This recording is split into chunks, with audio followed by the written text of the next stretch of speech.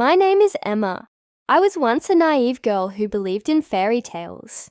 I thought love conquered all, that promises meant something, and that people could never change into monsters. I learned the hard way how wrong I was. It all started 5 years ago, when I met Alex. He was charming, intelligent, and everything I thought I wanted in a partner. We fell in love quickly, and before I knew it, I was standing at the altar saying I do. Life felt perfect, but perfection has a way of hiding cracks beneath the surface. For the first year, Alex was everything he had promised to be. He was attentive, caring, and ambitious. But as time went on, I began to notice subtle changes. The late nights at work, the secretive phone calls, the way he would shut me out whenever I tried to ask what was wrong. I told myself it was just stress. After all, every marriage has its ups and downs, right? One night, I decided to surprise him at his office with dinner. What I found shattered my world. He wasn't working late. He wasn't even alone. He was with her, a woman I'd never met but instantly hated.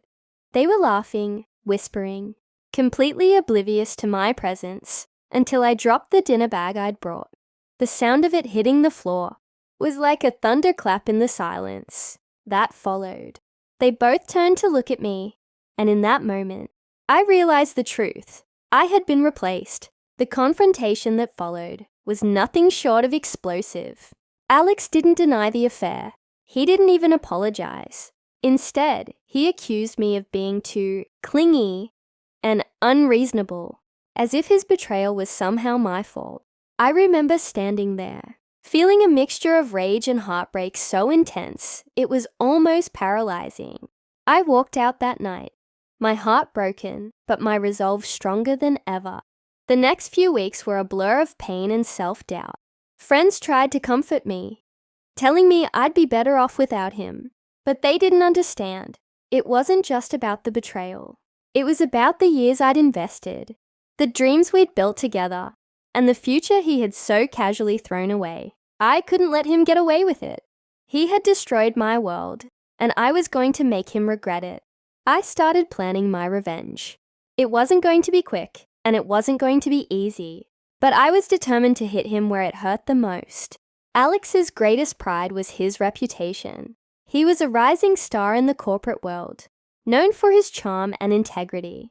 But I knew the truth, and I was going to make sure everyone else did too. The first step was gathering evidence. I became a shadow, following him discreetly, learning his routines, his secrets. I documented everything. The lies he told, the people he met, and the shady deals he thought no one knew about. It took months of patience and meticulous planning, but slowly, I built a case against him that was bulletproof. But exposing him wasn't enough. I wanted him to feel the pain he had caused me. And that's when I met Sophia. She was one of Alex's rivals in the industry, a woman as brilliant as she was ruthless. We struck up an unlikely alliance, bonded by our mutual disdain for Alex. With her resources and my insider knowledge, we devised a plan to not only destroy his career, but also ensure he could never rebuild it. Sophia and I spent countless nights refining our strategy. It wasn't just about revenge. It was about precision. Alex's downfall needed to be as public as his rise had been. We decided to start small, planting seeds of doubt within his company. Sophia's connections gave us access to people close to Alex, his colleagues, his assistants, even his competitors. Through carefully crafted rumors, we hinted at financial discrepancies, unethical practices, and questionable alliances. We didn't fabricate lies. We merely amplified the truths he thought were hidden. One of our first moves was targeting his latest project, a multi-million-dollar merger that Alex had been spearheading. It was his golden ticket to the next level of corporate success. Through my documentation, I had uncovered details about a series of underhanded deals he had made to secure the merger. Sophia's legal team anonymously forwarded this information to regulatory authorities and the media. The scandal that followed was immediate and explosive. Alex was summoned to multiple hearings, his credibility questioned at every turn. The board of directors, once his staunch supporters, began to distance themselves. But this was just the beginning. I wanted Alex to experience the personal humiliation he had inflicted on me. So I took a more direct approach. Using a fake social media account, I reached out to the woman he had cheated with. Her name was Claire. At first, she was defensive. But as I shared details of Alex's lies and manipulations, some of which even she hadn't known about, her demeanor changed. She realized she wasn't special to Alex. She was just another pawn in his game. Claire agreed to confront Alex publicly, which only added to the storm brewing around him. Despite the chaos, Alex tried to maintain a facade of control. He gave interviews, issued statements, and tried to shift the blame onto his rivals. But every move he made only played into our hands. Sophia and I were always one step ahead, countering his actions with revelations that further eroded his reputation. The final blow came when we exposed his offshore accounts. These weren't just financial havens.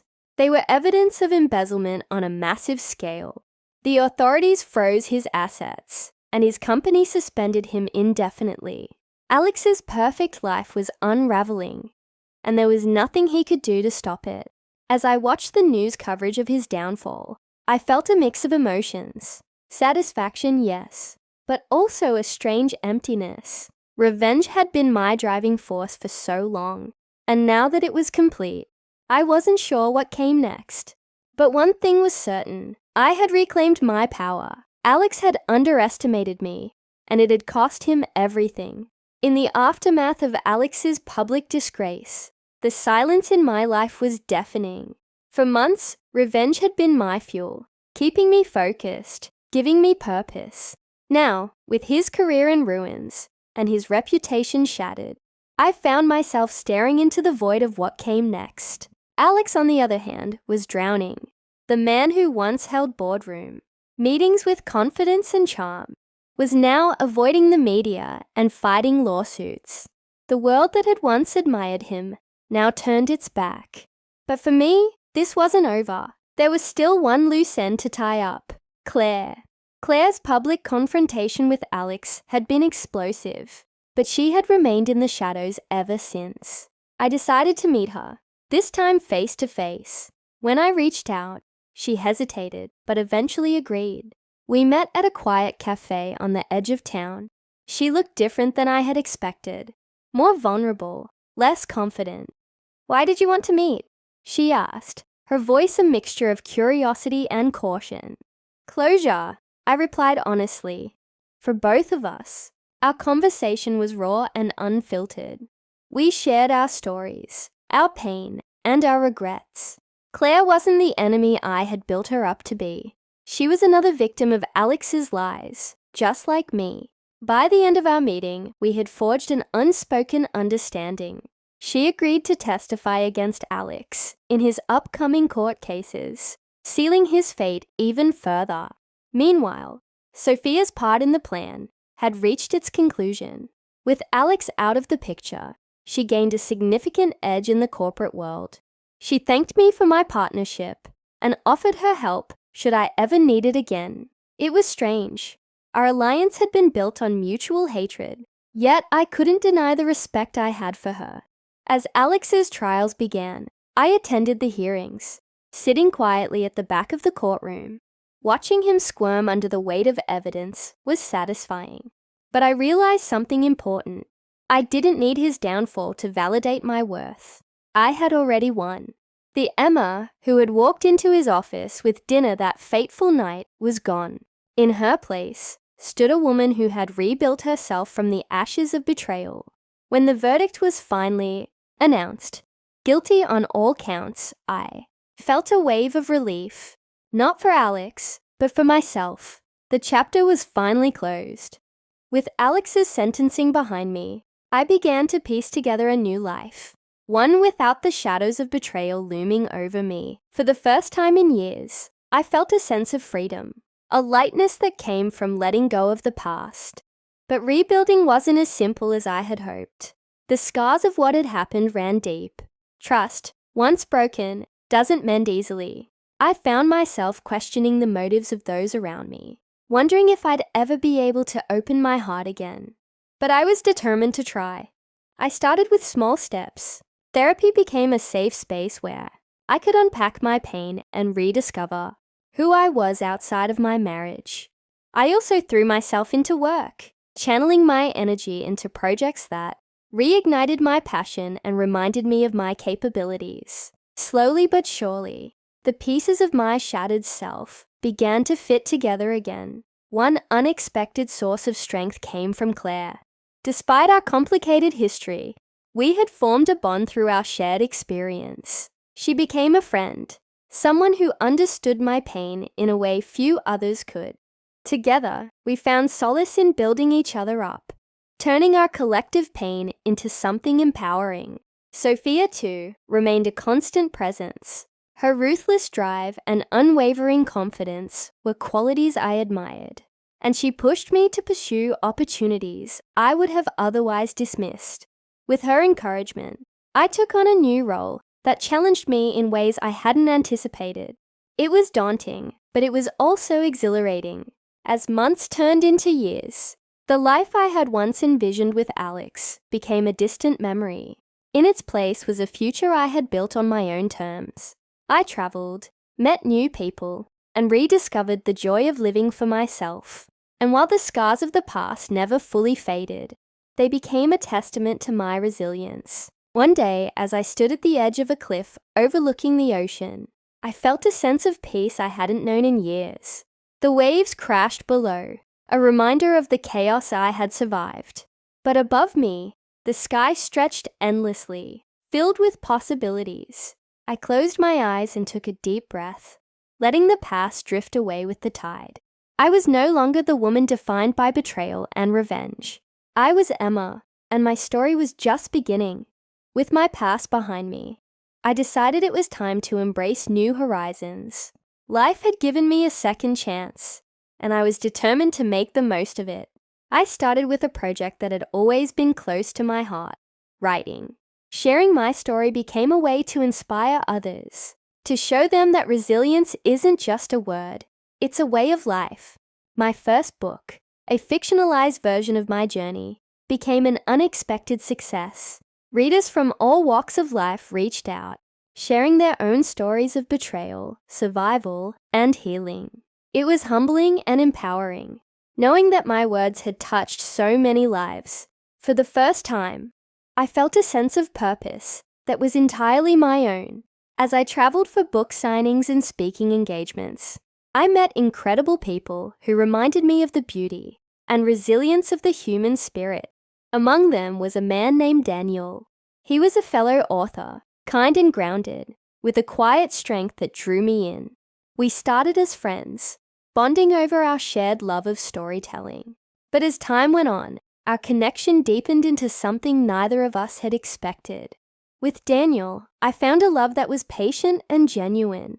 It was nothing like the whirlwind romance I'd had with Alex. This was steady, built on trust and mutual respect. For the first time, I allowed myself to hope for a future that included love again. As our relationship blossomed, so did my career.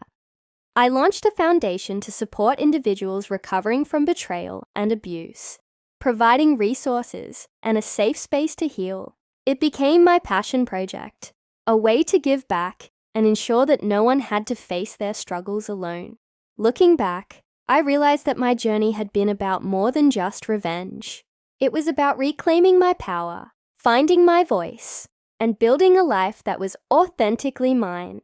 Alex's betrayal had broken me, but it had also set me free. And for that, I was grateful. Standing on stage at a charity event, surrounded by people whose lives had been touched by my work, I felt a profound sense of fulfillment. This was my purpose. This was my new horizon. And as I looked out at the smiling faces in the crowd, I knew that the best chapters of my story were still unwritten,